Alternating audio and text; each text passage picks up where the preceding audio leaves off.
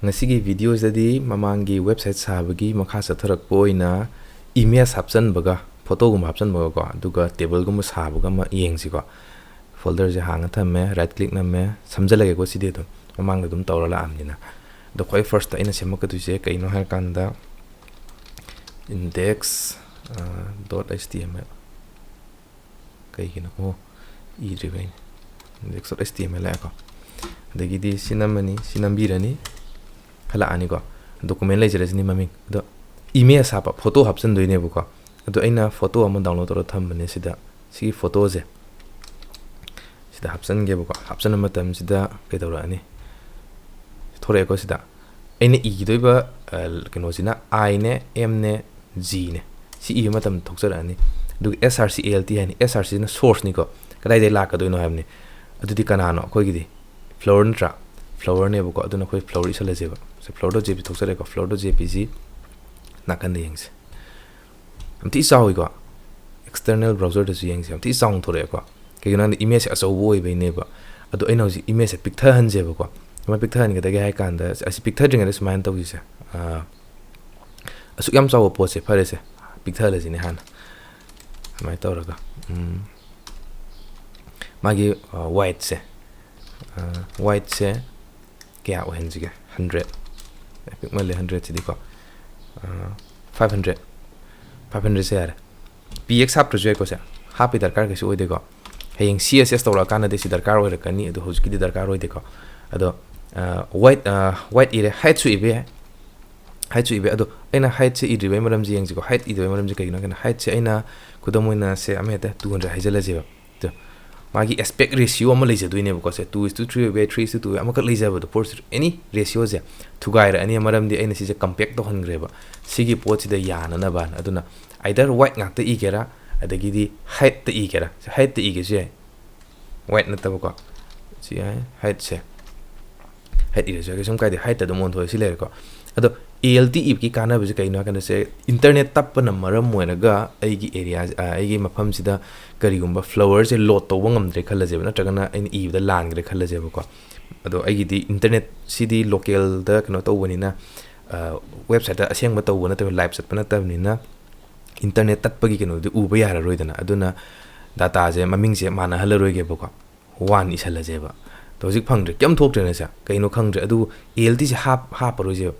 hap tragdi kai darani corrupted oiba file man bam ko icon am ko sida leitra adu si kaino khangro mi kaino se thoi je kari pono kem udre asi je khangna na bai damang tane ko khona alt na happy je alt happy kana bizna kaino kan si alt la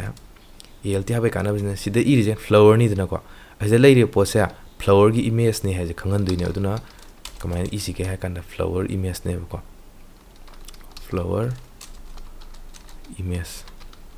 flower image ne bala ka tuje adi mi duna khangani bo o sida leire je internet tapagi ni flower gi image am ka yawe je khangjara ne bo ko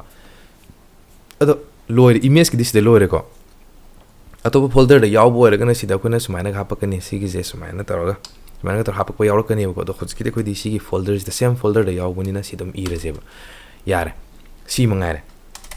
mathang sina table gi amuk tawse table gi sina kamai taw ko da ha kan ne yam lai ko table gi zo ina excel da hana itok pani spreadsheet ama dhan itok pani se sigi table je ta khanara je sigi table je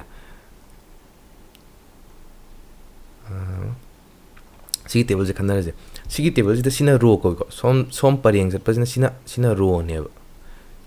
ne adagi di sina kari kalam ne natra si kalam ni ko aduna ai gi table je se row kya lai duina 1 row second row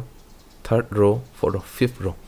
row manga ni dana lai duja aduna aina se ira ka duja ken row manga gi ira se kai first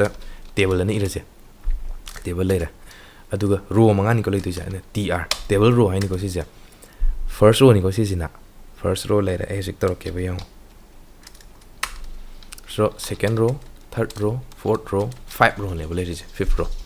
adagi di mo row ji gi manung da mo kalam kya lai duina row amamam ji da kalam kya lai geng ji ko amma ani ahum mari leitra kalam mari ne aduna khoi first ki sina heading ni ko heading ne table du gi heading mas de inai dana ko aduna ina table heading jis de ina bani na kamain ira kada ga kana ko se th table heading hai ni ko si ja flower jo on thok se no ite ꯂꯩꯖꯔꯖꯅꯤꯀꯣ ꯁꯛꯄꯁꯦ table ꯍꯦꯗꯤꯡꯁꯦ ꯂꯩꯗꯣꯏꯁꯦ ꯀꯅꯥꯅꯣ ꯐꯥꯔꯁ ꯍꯦꯗꯤꯡꯅꯤꯀꯣ ꯁꯤꯁꯤꯅ first ꯍꯦꯗꯤꯡꯗ ꯂꯩꯗꯣꯏꯁꯦ ꯑꯩꯈꯣꯏꯅ serial ꯅꯝꯕꯔꯅꯦ ꯍꯧꯖꯤꯛ ꯂꯩꯍꯧꯔꯤꯗꯣ serial number heading ꯏꯕꯩ ꯀꯥꯟꯅꯕꯁꯤꯅ ꯀꯩꯅꯣ ꯍꯥꯏ ꯀꯥꯟꯗ ꯁꯤ ꯕ꯭ꯂꯣꯛ ꯂꯦꯇꯔ ꯂꯥꯛꯄꯅꯤꯀꯣ ꯕ꯭ꯂꯣꯛ ꯑꯩ ꯕꯣꯜꯇ ꯑꯗꯨꯒ ꯁꯤ ꯂꯩ ꯑꯗꯨꯒ ꯃꯃꯥꯡꯗ ꯇꯧꯕꯗꯣ ALTꯅꯦ shiftꯅꯦ arrow downꯅꯦ ꯅꯝꯕ ꯃꯇꯝꯗ ꯁꯦꯝ ꯀꯣꯄꯤꯅꯤꯀꯣ ꯇꯧꯔꯛꯀꯗꯣꯏꯁꯦ 2 3 4 1 2 3 4 ꯊꯣꯛꯂꯛꯑꯦꯀꯣ ꯁꯦꯔꯤꯌꯦꯜ ꯅꯝꯕꯔꯅꯦ ꯑꯗꯒꯤꯗꯤ ꯃꯊꯪꯁꯤꯅ ꯀꯩꯅꯣ ꯇꯧ ꯁꯦꯔꯤꯌꯦꯜ ꯅꯝꯕꯔ ꯅꯠꯇꯕ ꯅꯦꯝ ꯌꯥꯅꯤ ꯅꯦꯝꯅꯦ ꯑꯗꯒꯤꯗꯤ ꯑꯦꯗ꯭ꯔꯦꯁꯅꯦ ꯑꯗꯨꯒ ꯍꯥꯎꯁ ꯅꯝꯕꯔ ꯍꯥꯞꯆꯟꯁꯦ ꯍꯥꯎꯁ ꯅꯝꯕꯔ ꯀꯣ ꯁꯤ ꯂꯩꯔꯦ ꯑꯗꯣ ꯍꯧꯖꯤꯛꯁꯦ ꯌꯦꯡꯉꯁꯦ ꯁꯤ ꯂꯩꯔꯦꯀꯣ ꯐꯥꯔꯁ ꯔꯣꯒꯤ ꯌꯥꯔꯦꯀꯣ ꯁꯦꯀꯦꯟ ꯔꯣꯗ ꯏꯔꯛꯀꯗꯣꯏꯁꯦ 1 ꯇꯣꯝꯕ ꯇꯦꯔꯥ 23 1 ꯇꯣꯝꯕ ꯇꯦꯔꯥ 23ꯅꯦꯕ ꯁꯤꯁꯨ ꯆꯞ ꯃꯥꯟꯅ ꯏꯔꯛꯁꯦ ꯌꯦꯡꯉꯣ ꯁꯤꯗꯅꯦ ꯍꯟꯗꯛ 이렇거든요. ꯑꯗꯣ ꯍꯟꯗꯛꯇꯤ TH 이러로에바 T D 니 이렇게 테이블 다타 하니까 테이블 다타니 이렇거든요. 아두나 호스키도 그래요. 테이블 다타 호스키도 머리니 시즈 머리 이토어제. 거의 first step 1 영어도 테이블 다타 이까는 시나 볼 레터 락테다 시 캐나 할리지 아두기니까 H 이바 야에바 야데 하브 나테바 사콜레바 아도 사콜 할로지 tawbunida masa iseba 1 leire dagidi mi mamingduna hoskido tomba habenika tomba ise tomba leire address aina khara atien ba khan mai niko amete khan be tera leire dagidi house number 23 serial number tomba tera 23 si leire ko next na mun kana si first row gi lore first row means heading gi matung first row lore second row gi dadi 2 chawba tera 12 si ju yeng seba hoji kana la ne copy paste da tawsan ji da ko yang ko edit tawt tawna dum yeng je si kai ola ni si ibe kan da tu ola ani ko dagi di si kana la ne hoji lak tu jina si chaw ne ba lak tu ji ko chaw ne ba lak tu ji dagi si tera lai jara dagi si 32 mana han ji sum ko tio kisu kai de ko sum nungai na be ni da adagi di sida zomu sidana kana no la ka du jai kan da tombi nu pm yon bani da tombi ne top ne 34 ne si tombi yorani adagi di sina top tombi top aduga 34 si mangai ko yemo si lore sembolo samana tra adagi hojik simale aduga si table jong to si kitang nungai ti yang buda border gum hapsan ji ko border gum ba hap je koina sidagi hapsala ju ya ba table je border hapsan be ya ko hapsala ju ya de ado kesu ado si je en sidagi hapo ye css ko na taki takla kani ado hojik koina sigi sum nungai na bi hapsalam ge ko css ay ma hani ije sida style.css na style.css the select ira ka doine ado e bese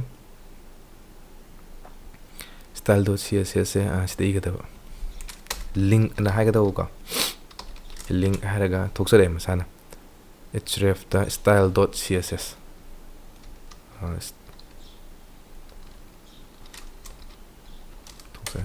style.css da kari easy ga kan da head si jo th ni ko si sina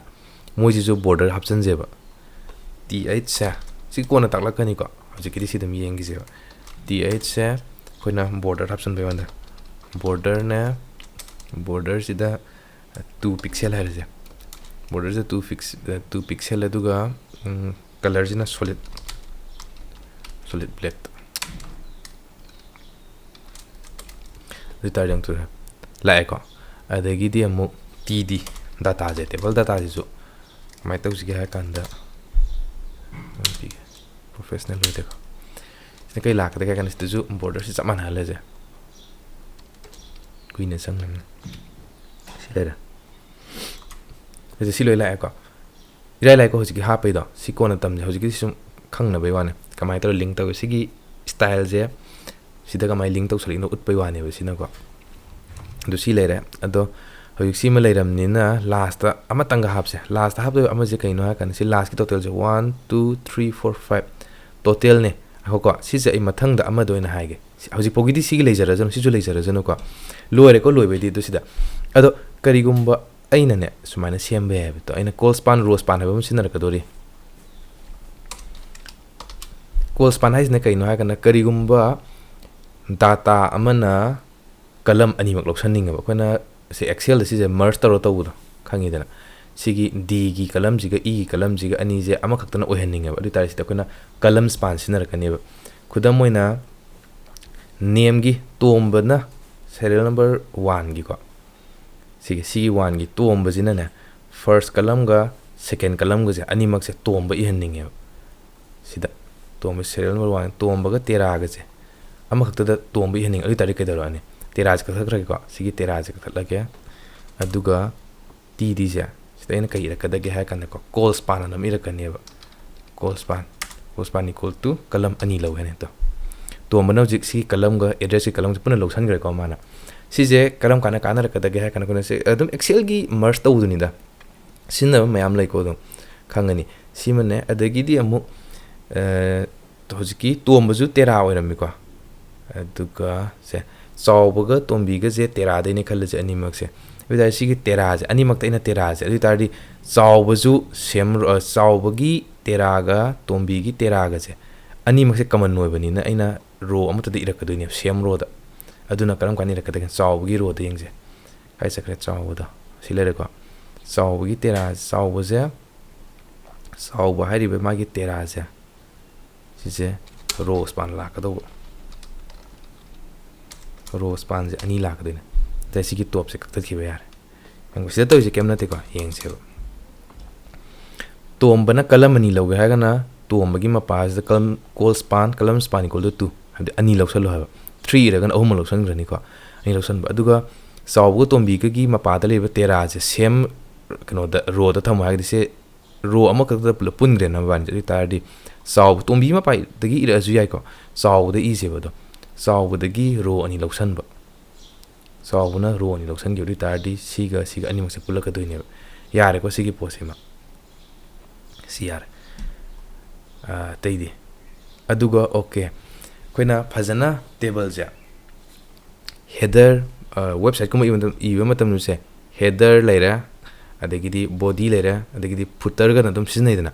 ꯑꯗꯨ ꯁꯤꯖꯤꯟꯅꯕꯒꯤ ꯇꯥꯏꯞꯇ ꯑꯩꯈꯣꯏꯅ ꯇꯦꯕꯜꯗꯁꯨ ꯁꯤꯖꯤꯟꯅꯕ ꯌꯥꯏꯀꯣ ꯁꯤꯅ table ꯍꯦꯗꯤꯡꯅꯤꯗꯅ table ꯍꯦꯗꯤꯡꯁꯦ ꯑꯩꯈꯣꯏꯅ ꯁꯨꯃꯥꯏꯅ T head ꯑꯅ ꯏꯕ ꯌꯥꯏꯀꯣ ꯇꯤ ꯍꯦꯗ ꯑꯗꯨꯒ ꯇꯤ ꯍꯦꯗꯁꯦ ꯀꯃꯥꯏꯅ ꯂꯥꯛꯅꯤ ꯍꯥꯏ ꯀꯥꯟꯗ ꯁꯤꯁꯦ ꯐꯖꯅ ꯄꯔꯦꯡ ꯂꯩꯇꯕ ꯀꯩꯅꯣ ꯇꯧꯁꯦ ꯐꯣꯔꯃꯦꯠ ꯀꯥꯏꯕꯁꯦ ꯁꯨꯃꯥꯏꯅ ꯅꯝꯁꯤꯗꯒꯤ ꯔꯥꯏꯠ ꯀ꯭ꯂꯤꯛ ꯇꯧꯔꯒ ꯁꯤ ꯅꯝꯃꯁꯨ ꯌꯥꯏ ꯐꯣꯔꯃꯦꯠ ꯗꯣꯀꯨꯃꯦꯟ ꯇꯧꯔꯁꯨ ꯌꯥꯏ ꯅꯠꯇ꯭ꯔꯒꯅ ꯁꯤꯐꯅꯦ ALTꯅꯦ Fꯅꯦ ꯁꯤꯐꯅꯦ ALTꯅꯦ Fꯅꯦ ꯁꯤꯅ ꯑꯃꯒ ꯃꯊꯟꯇ format ꯇꯧꯒꯅꯤꯀꯣ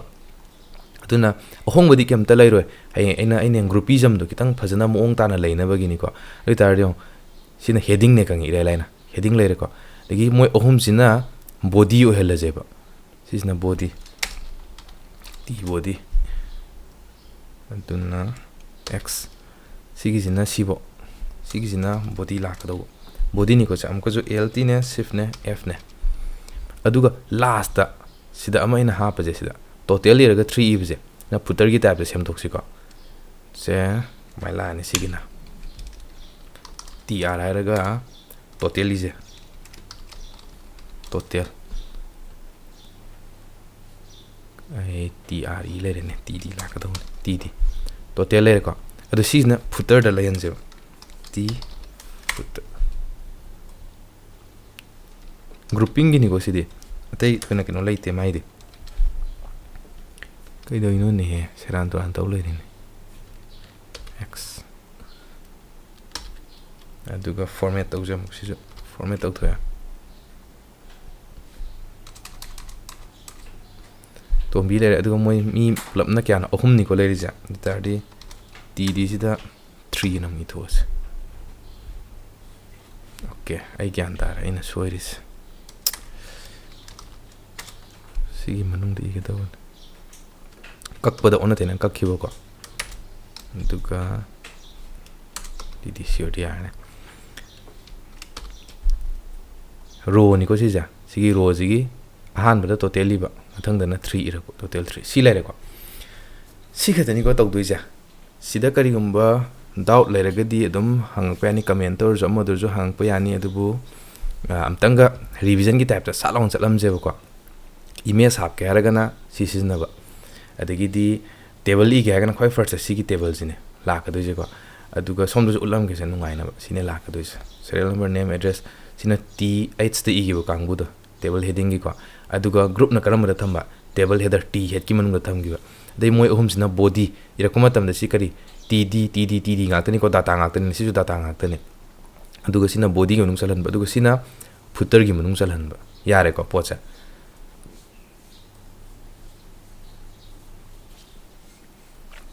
yare sile jara jno silera kisam ludabane adum amtanga hanna yem karani khangni ko silera image hapani table hapani heading gi manung da thamme aduga first row ni sisina rows gi manung da data amu haptoini sina column mari yaure adagi sina body gi manung da chamani body gi manung da first row ni sina data ni table gi data amada kaya yaudoino punna column je 1 2 3 4 ni ado column je sida ani loksan gre aduna punna kya tar sigi amane ani ohum mari punna mari tare sigi ju kya tare sidana mu row ani loksan serial number 2 laira row je ani loksan gi deni sina aduna column di 1 2 3 4 4 column laira aduga row da smaila ani sina row loksan gramina somda ama handarak pe wan horen ko yarani ko sigi bosa jamjame simangai image ka table ga sema sini mathang da di list ibigi order list unorder list kana leire ko list sema ga ibigi matang dom ka khana je siboda problem lai taragadi comment adum haibiramu ko aduga video je nungai khalagadi gyan tai khalagadi atopa hining mi dasu share adum toksan biramo next ta athuba da hojik se internet ka yada wa khara dum tappe ai je marak tu khara lepure thabak atopa ju chin bagi ko aduna mathang da mu pasana atopa adnobu topic amada mu punna thengna reji ko